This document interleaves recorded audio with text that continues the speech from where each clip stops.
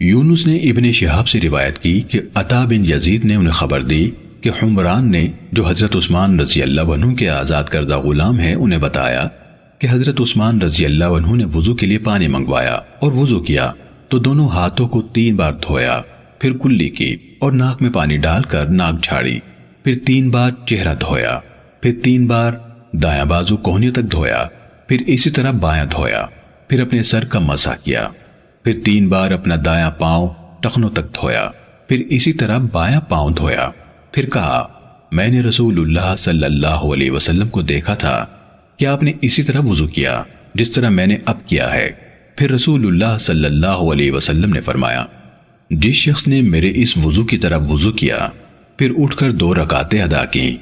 ان دونوں کے دوران میں اپنے آپ سے باتیں نہ کی، اس کے گزشتہ گناہ معاف کر دیے جائیں گے۔ ابن شہاب نے کہا ہمارے علماء یعنی تابعین کہا کرتے تھے کہ یہ کامل ترین وضو ہے جو کوئی انسان نماز کے لیے کرتا ہے۔